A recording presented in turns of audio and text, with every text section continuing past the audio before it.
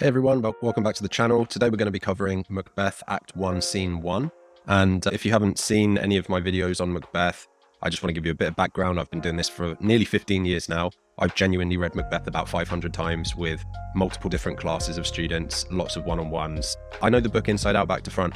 So today we're just going to go through some of the key quotes for Act 1, Scene 1. And this is part of a series where I'm going to go through every single scene in Macbeth. And if you like this content, then just remember I'm going to be doing videos on all of the other major texts for English literature and the poetry, all the stuff covered. So things like Christmas Carol, Dr. Jekyll, Mr. Hyde, In Inspector Calls, Power and Conflict poetry, all that kind of stuff. So if you're sitting your exams in the next few years, this is probably going to be pretty useful content for you. So let's dive straight in. In a nutshell, what we have in Act 1, Scene 1 is the witches conspiring together about when they get to meet Macbeth for the first time, right? Now, the Jacobean era where this is set, where this is written, it's actually set in like medieval Scotland, right? Like 1000 AD Scotland.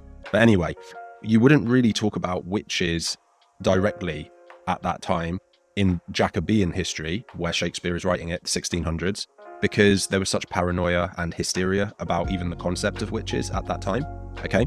So I want to start with that knowledge that as we are watching this play from the Jacobean mindset, and by the way, context is a huge important part of how you get level 7s, level 8s, level 9s in your literature exam, right?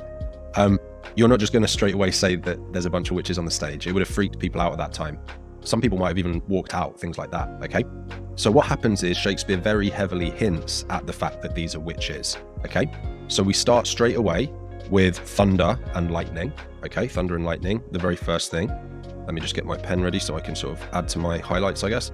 So the thunder and lightning, the technique within that is known as pathetic fallacy. And obviously this also links to some extent to kind of the Gothic, right? It's very unpleasant weather. It's weather that's sort of associated to the supernatural. It's maybe a stretch to say that thunder and lightning is like linked to evil, but certainly to kind of like destruction, negative, yeah? So straight away, before the scene even starts, the stage direction and the pathetic fallacy creates this kind of foreboding negative atmosphere, okay? Then the witches obviously enter. Something I want you to understand about the witches straight away is that the witches in Macbeth are constantly presented as anti-Christ, which just means opposite Christ or opposite Christianity, okay? So in Christianity, you have the Father, the Son, and the Holy Spirit. That's the core belief of Christians. And here we have the three witches, which are meant to be defying of that, okay? And the Jacobeans would have absolutely seen that parallel and that contrast. So the thunder, lightning, rain is repeated. So they've chosen, it seems, to meet in thunder, lightning, and rain, or thunder and lightning right now, yeah? And they're saying, where shall we meet again? Shall we meet in thunder, lightning, or rain? So it's almost as if they're choosing the weather when they next meet. And so straight away, the Jacobean audience is seeing that these beings can control the weather. They can control the weather, which immediately ties into this major theme in the play, which is the supernatural. This idea that they have supernatural powers, they can control the weather. That's within their power range, okay? So straight away, quite intimidating, I would say. So there's a sense of intimidation around the witches and their power. So that's the first thing. I want you to understand that it establishes power and to some extent like a sinister bordering on Gothic sort of tone and atmosphere, right? So then they keep talking, obviously. The second witch says, when the hurly-burly's done, when the battle's lost and won. Now we're going to talk more about the fact that they are constantly using rhythm and rhyme. Yeah, again, rain, done, won, sun. Actually, it breaks down for a little while and then it comes back at the end. But the battle being lost and won may be pointing to their amorality. Amorality is an absence of morality, okay? So again, that might be pointing to like a lack of normal human morality. They don't seem to care whether the battle gets lost or the battle is won. The important thing for them appears at this early stage in the play to be that they just get to destroy or see destruction and suffering. And to them, that's the win. Whoever wins, whoever loses seems to be irrelevant to them. What's relevant to them is that a battle is going to happen. Yeah, someone's going to lose, someone's going to win. But they don't seem invested in Scotland winning or Scotland losing. To them, it's more just amorality outside of morality. Yeah, they just want destruction. Okay, so they keep going. And first witch then says, I come grey Malkin. Now remember what I said about Shakespeare's not overtly explicitly saying these characters are witches. He's letting the Jacobean audience work it out very quickly though, yeah? A grey Malkin basically means a black cat. And if I asked you to tell me an animal that you would associate with witches, most people, I think, would say a black cat, and then possibly like rats or toads, things like that, right? Spiders, maybe. Kind of gothic-y animals, so to speak, right? Although I have a black cat, my pet Bean, and he's a sweetheart. But anyway, so again, that's Shakespeare pointing towards the fact that this is a set of witches, a triad of witches, all right? And then the next line, paddock calls. Paddock is actually the Jacobean way of saying a toad, okay? Now, what you need to understand, again, I'm going to come back to this context side because it's really important, is that at the time James I was king, he literally wrote a book called Of Demonology, where he laid out his beliefs on witches, witchcraft, all different kinds of like supernatural creatures and powers that he truly believed existed, right? And within the witches section, he believed there was such a thing as familiar animals. And these were animals that would allow the witches to do their bidding and sort of basically assistance to witches, to help them with their chants, their spells, their evil, whatever, okay? So again, Shakespeare is very clearly pointing towards the fact that these three strange characters who emerge out of the thunder and lightning are supernatural creatures, likely witches, okay?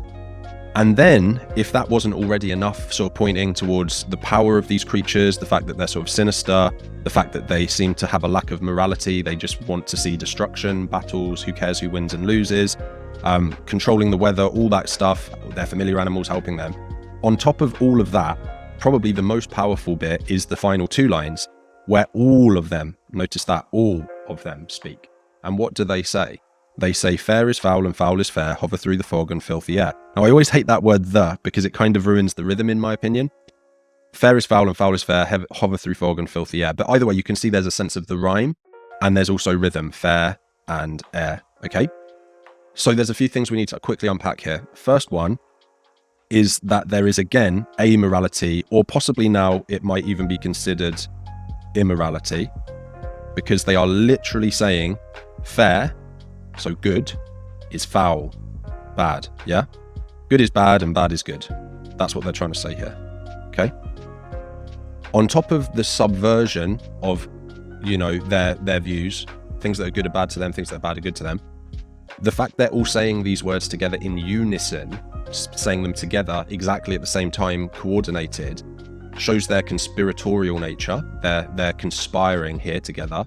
And again, it points to the supernatural, because how often have you ever said something exactly at the same time as one of your friends? Like, not only that, but then also adding in rhythm and rhyme to that line. There's no way. It doesn't happen in real life, right? So the unison is meant to show their supernatural connection to one another, and they're conspiring towards one another against Macbeth. But on top of that, the fact it is rhyme and rhythm also establishes the fact it's like witches' chants or witches' spells, right? If you've ever seen any TV shows, cartoons, books, movies, whatever, quite often when the witches are casting a spell or doing a chant or something, it's got a rhythm to it and possibly a rhyme to it.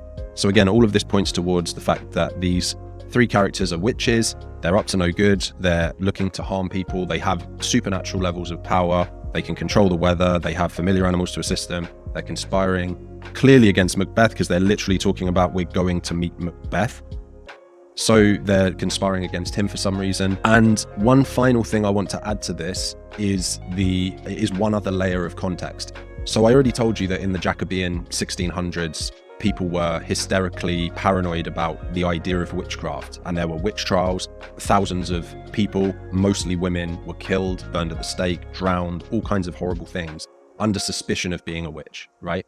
So this is a real part of our history as the human race. And this happened in multiple places around the world, sadly, including Britain, also obviously America, places like that. So there's that element, right? On top of that, we have a king at this time, James I, who is very into this stuff. He absolutely believes in it. He believes it's a big problem.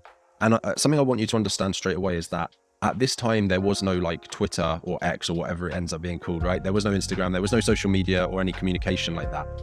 Therefore, there were no influencers, right? Like nowadays we have influencers for all different things we're interested in. Back then, the king or queen, the lords, ladies, whatever, the high power people, they were the influencers.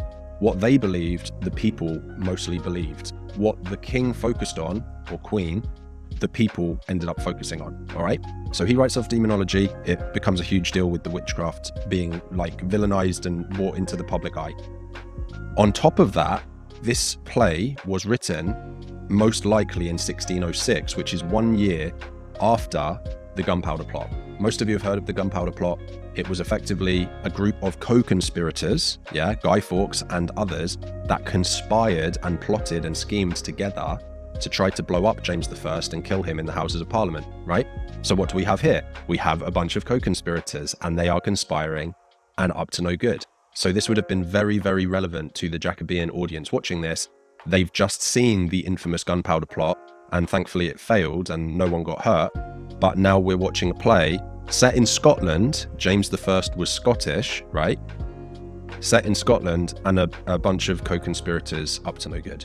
Okay, so I'm going to leave it there for scene 1. Something I do want to just quickly share with you, if this has been useful, is that this is not everything by any means. This is just a little example I put together in 2 minutes. But I have these tables basically of all of the Macbeth quotes. I'm probably going to make some infographics and stuff.